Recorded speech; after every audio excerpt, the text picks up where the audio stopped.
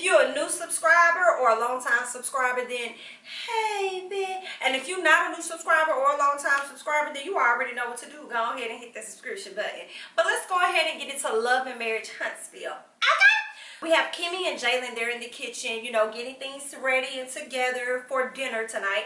And Maurice has finished the bar, so you know he graduated from law school, he took the bar. So she's getting dinner set because he's been away at a hotel for a few weeks since he studied for the bar. He finally took the bar down, he's about to head home. So she talks about doing like a surprise event for him, and she doesn't want Monster to know because she's afraid Monster's probably gonna tell him or whatever. So that's what she got in the works and plan. So next thing you know, Maurice walks in the door, and you know they hug and love up on each other, and then next thing you know, Monster just runs and boom, jump in his arms or whatever. So that was really good. Maurice was glad to be back home. You know, he's glad to finally be done with everything when it comes to, you know, the bar and stuff. Because I have a friend that had to take it, you know what I'm saying? I used to work with a lot of people that had to take the bar, and girl, that thing is a lot. I know over here in Georgia it is. I would assume that it's a lot over there in Alabama, and I think they said the California one is the hardest one. But anywho, it's a lot, okay? It is a lot of things that you have to know when you get ready to take this bar. So shout out to him for getting through it. And then, you know, they're sitting around getting ready to have dinner or whatever, or they're having dinner. And so Monster ends up letting his dad know, like, you know, my birthday coming up, right? Okay, I just want to make sure you know, okay? So he's like, well, what you want to do for your birthday? Well, you know, my homeboy, he was able to not even go to school for his birthday. So, you know, I'll try to do a little something like that. His dad like, oh, no, you're not. We're not going to do that. Not over here, okay? You know, I don't play that. I'm all about school, okay? I went to every single school. Then went on after college to go to law school. You know, I'm all about school. And I stay in school. Therefore, you're going to stay in school because you're going to follow the blueprint that it is that I have set for you, okay? So, no, all right? You will be in school. So, what else you got going on? What else you trying to do? He was like, well, I don't really want to deal with no adults, but I tell you what I do want. I want a minivan. You want a minivan? Yeah, I want a minivan to pick up my friends so we can hang out, you know what I'm saying, kind of party. So basically what Monster was trying to say was that he wanted a party bus for his friends. That's what he wanted. So I guess they're gonna kind of like think about that or whatever, and Monster just may get exactly what he wants as far as that. So in the midst of that, Maurice decides to let Kimmy know that he gonna pay her back. She's like, what you gonna pay me back for? Okay, what you doing that for? He's like, because you know you had to put up with a lot. You know, I went through school. You know, you had to hold down the fort while I was away trying to study and stuff. You just really held me down throughout all of this, and I just want you to know that I'm gonna pay you back. And she's like, well, I wasn't doing anything much different than what I'm supposed to do, honey. What you think this is? Okay, you know, I am a wife. We are in a marriage, and I'm just doing what it is that I'm supposed to do, and that's on me.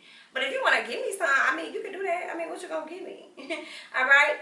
And she said she wanted something. I don't even know what she was talking about. That she wanted some truffles, something she wanted, child. I don't know. And so he ended up saying how he was tired. He was gonna clean the table and stuff. She was like, you know what? No, you go ahead. You lay down. I got this. You good. We see each other. So he goes off and do his thing, you know, and he ended up going to sleep because that man looked like he looked like he was exhausted, like he was tired. All right. So shout out to Kimmy for holding him down in that aspect. So Melody, right? She getting ready for the play. Okay, they go because they're about to have these photos or whatever. They're about to take these pictures, and then once they're done with the pictures, they were gonna go and do the whole off stage read type thing to practice, basically running through the script. Melanie sat up there in her confessional and said, oh, well, you know, when I go to different appointments and things, you know, I like to play the audio in the car or whatever so that I can remember my lines and I can continue to practice my lines, okay? Now, when they get there, Mel don't know none of her lines. Okay, girl? So, all right, it made me think back to what Martell was saying, like you juggling all this different stuff. You got all this different stuff going on. Yeah, you too busy, girl. You got a lot going on. You too busy to even sit down and really learn these lines, all right? So you just had the audio playing, but you wasn't listening to it. So, I mean, how does that work? Okay, girl? So, she didn't know nothing. And then at the end of the event, the lady had to pretty much tell her, girl, she spoke to everybody, but you know she was talking directly to Mel. Like, I'm going to need you to do better, sis. I'm going to need you to do better around the hood. I'm going to need you to know your lines, okay? Because right now, y'all giving me dry hump, all right? And I'm not trying to have that. I'm trying to have some lube, but it was no lube in what we practiced, okay? I don't get down with that, so you're going to have to pull that together. So Melanie says she's going to get it together because she really don't want old girl to put her out of the play. Yeah, we just going to see how that go, honey. So Letitia and Marcel, so I took a lot of notes on this, so I'm really going to have to revert back to my notes, like really, because I got some things. All right, so Letitia and Marcel. All right, Tisha's getting ready to put the girls into bed. Once she done putting the girls into bed, she decides to go over and have a sit down with Marlo while he's working in his little office space at the house or whatever.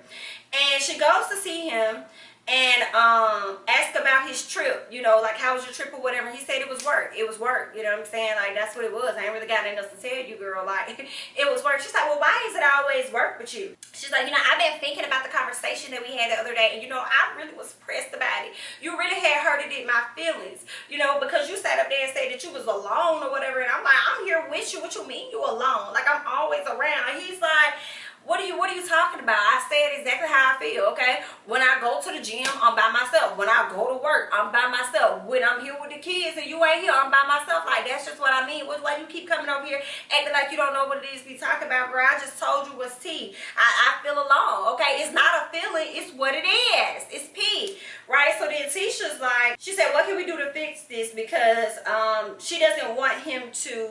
She doesn't want to feel like she's sacrificing her marriage and she's not doing what she needs to do, you know, with her, you know, for him and the family and stuff. She says she wants to be who she needs to be to him as a wife, who she needs to be to the children as kids, and who she needs to be to herself, you know, Tisha for Tisha or whatever. So she don't want to feel like she sacrificing her marriage. And then she turns around and she's like, you know, and I really don't want to end up, you know, like the host. You know, I done did all this talking about these people. I done said a lot of things about them, okay? I have been throwing all kind of shots, okay? It would be a complete slap in the face, my dear, if I turned around and I ended up in the very same situation that they ended up in. So we can't do that, okay? We cannot do that, Marlo. So listen, we're going to have to see each other. We're going to have to work this out, and honey, we is going to have to fix this, because I cannot be a Melody. I can't do it. I can't do it. I done sat up here and told this lady that you ain't never lied the entire time we've been in this relationship, and you sitting in my face and you lying right now. But you know, I can't show her that. Okay, I can't tell her that. All right. So you gotta work with me, because I can't end up like them on P. So what we gonna do? Okay. He says, I don't want you to feel like you can go out and do something without sacrificing something else. You know what I'm saying? Like, basically, when you go out and you want to do this event over here, you're sacrificing the time with your family when you really could be with us. And he tells her that she needs to prioritize some things. She needs to get things in order, right?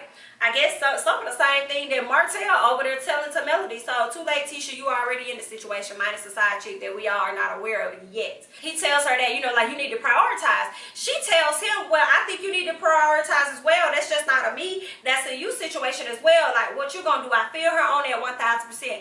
I can recall being in a relationship and the person always try to tell me what it is that I need to do. And I'm like, okay, my nigga, what you gonna do? You think you the only one, okay, they got issues with somebody around this motherfucker, okay? You got a lot of shit that I could call it that you need to be fucking working on. But it was always, it's not about me, it's about you. No, nigga, it's about your motherfucking ass too. I ain't the only person in this relationship. Fuck wrong with you. Okay, excuse me.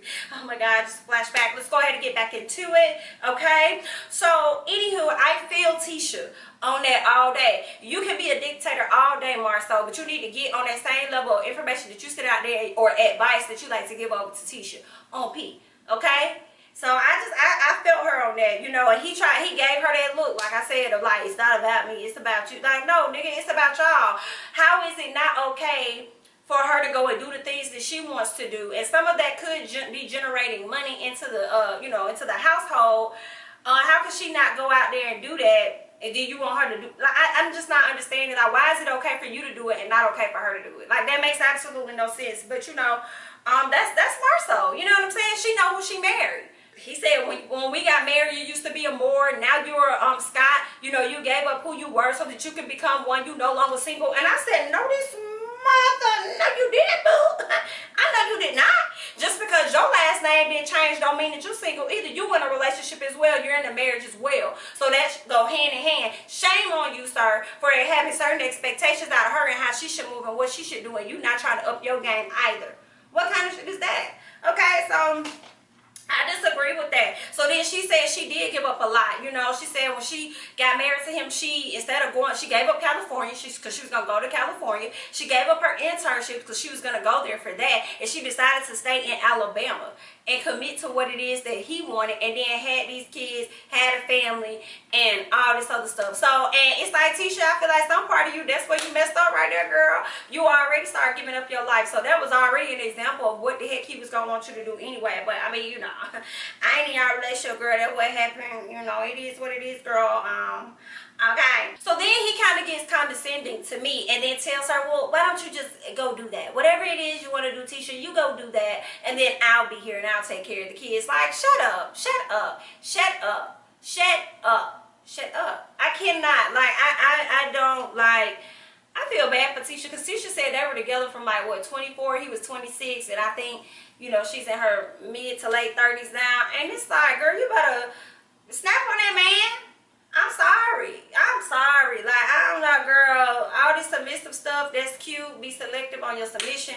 But you need to snap on that man. I feel like he just like one of them co-workers. You know them co-workers that you got to cuss the fuck out. And then once you cuss that ass out, they know how to operate and how to move with you. Then you may need to get with Marcel. Okay, girl? Because, ooh, all right, girl, but we're going to move on, okay? So, Mel and Martell, right? So, Martell done got to the house after a long day of work. He taking off his coat, and Melody like, what you think you doing? Well, I'm taking off my clothes. What you think I'm doing? You know, she's like, well, we got to go to this event. He's like, what event? Because I ain't going to no event. I was like, oh, so you're not going to go? So you just going to send me? That's what we doing. I ain't sending you nowhere. You could be in this house and you could chill. Okay, well, what you think they gonna think? Listen, I already talked to Kimmy. When I spoke to Kimmy, I let Kimmy know I'm not gonna be there, just like I wasn't at the Devoe thing. I'm not gonna be at this event because I don't want to be around the Scotts like that, and I don't want to have no other altercations, no issues. So I'm just gonna keep myself out of it, and you can do what it is that you gonna do. Okay? It's just like, oh, you talking to Kimmy?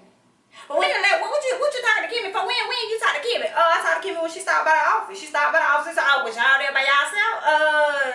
No, but yeah. Somebody was there, but then, you know, they had left or whatever. But, I mean, it was just being her like, okay. I mean, because you already know how she like to do. She like to touch on you and like to feel on you and all that stuff. You know what I'm saying? So many people out here, they want to just rub up and kiss up and touch up and all this other stuff. And you already know, I ain't playing them games. I'm just not going to do it. So, next time that happens, you need to give me a call. You need to let me know. And I'm like, Mel, shut the hell up. Martell, don't give her no call. I'm sorry, don't give her no call. Don't tell her name, because if you would have made time to be around there at the office, girl, you won't have to worry about all that tea, okay? And then shame on you for assuming that Kimmy would really come at Martell like that. I don't know what that whole thing was about. I don't know if it was chopped up to make it seem as though you were talking about Kimmy.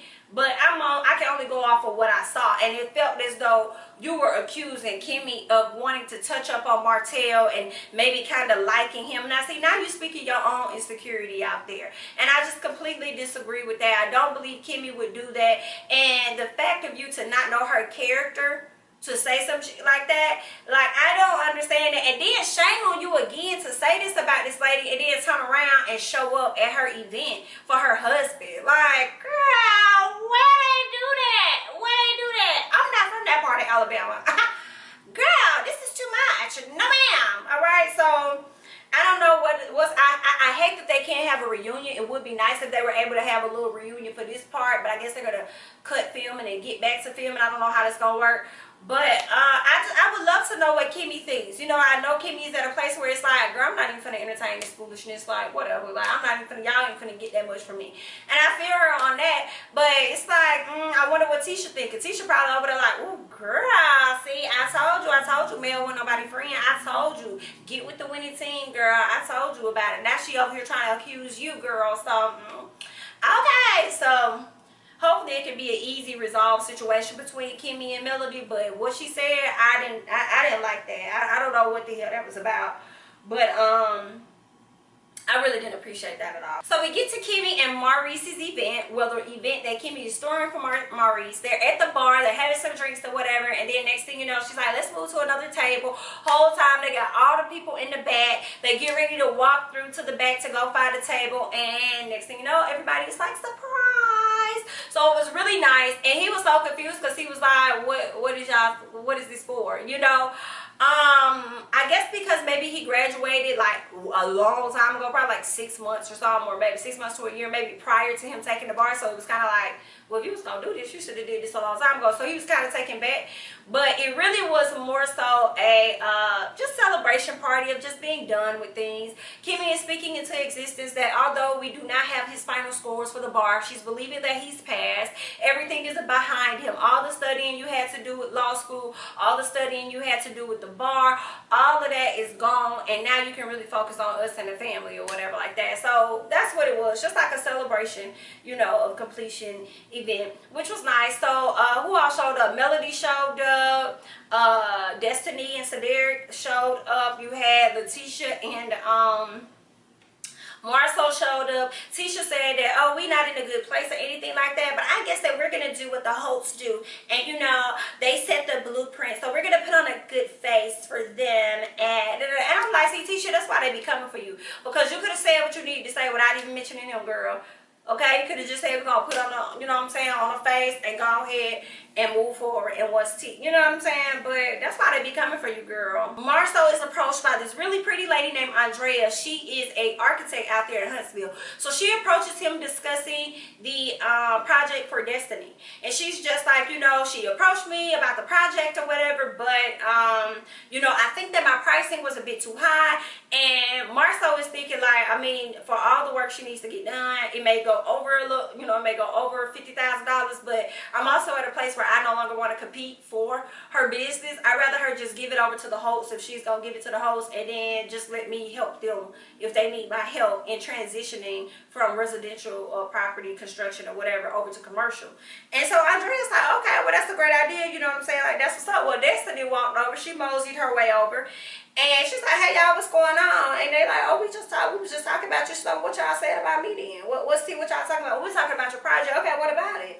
So then Marlo started talking about how, oh, I think the project, you know, it's going to be like over 50,000. Oh, okay, that's what you think? Okay, because you ain't never mentioned no numbers with me. But now you want to talk about numbers? Okay, well, keep on. I'm listening. What else you got? You know? And so he basically talks about the hopes and how he thinks that she should hire the hopes. And then he started talking about how he would mentor the people, talking about mentoring somebody or whatever. And it just got so confused that Melody walked over. And I did not really like how Melody walked over. I understood, you know, she walked over to see what the conversation was about. And I don't know, it just went like, she just immediately got on the defense. Mentor about what? We don't want to do commercial. We don't want to do commercial. You know what I'm saying? He's like, okay, that's fine. You ain't got to do commercial. Like, that's okay. You got to do, like, so then y'all don't need me. But I was just telling her, like, you know, if she wanted to move forward with you guys, because she mentioned it, and she's like, and Destiny's like, you told me I need to work with the host. Okay?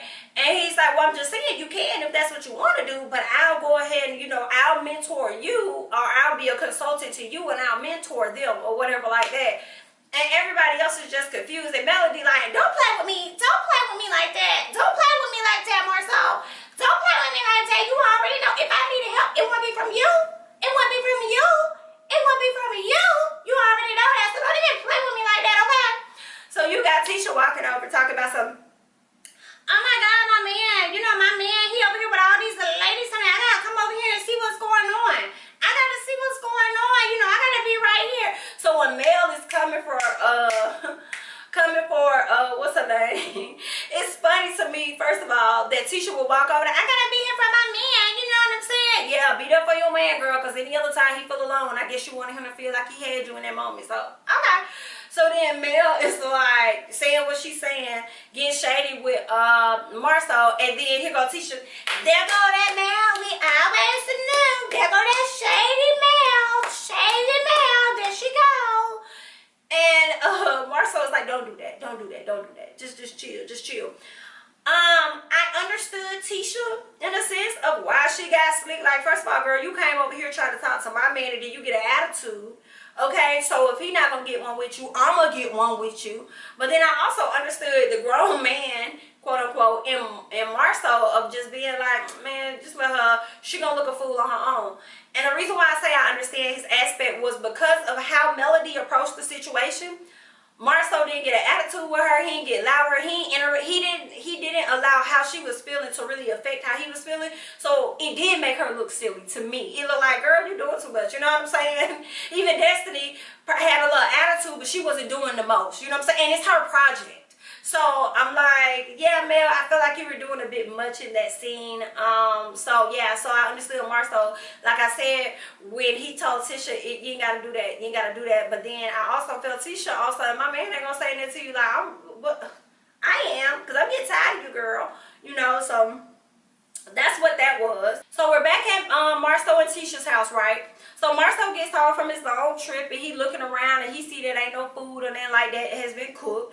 Tisha in there folding up clothes, and when he comes in, she pretty much lets him know about Miles College and how she has to do this event with April, right? He's over here kind of confused because he's like, well, you doing the event with April, you ain't never tell me. She was like, baby, don't even act like that, honey, because you already know I've been ran down the schedule with you, boo. And he's like, well, I don't remember. So they go to the confessional, and she was like, well, if you want me to sync our calendars, my dear, like Derek and Destiny do, then let's go. And he's like, oh, girl, my phone broke. Don't worry about it. It's gone. Shame on me, shame on that phone, girl. I can't do it. Okay, clue 1, girl. I don't know what clue that is. I say clue 1, but it's probably clue 100, but good luck with that.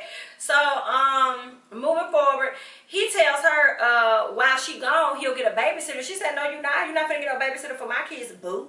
You gonna watch these kids, or whatever.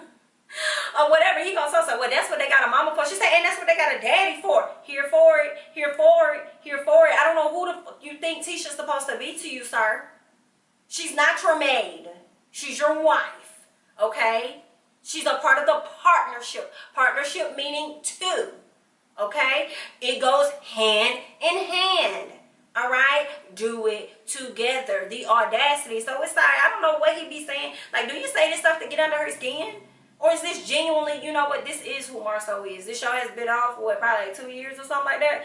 Girl, or a year or something. Like, sir, this is who you is at this point, and I can't take it, girl. But good luck, Tisha. But I got some words about that later. So Tisha gets a call from April, right? April calls her to let her know, girl, the event is canceled, honey. So she can't have the event. She's really upset about it.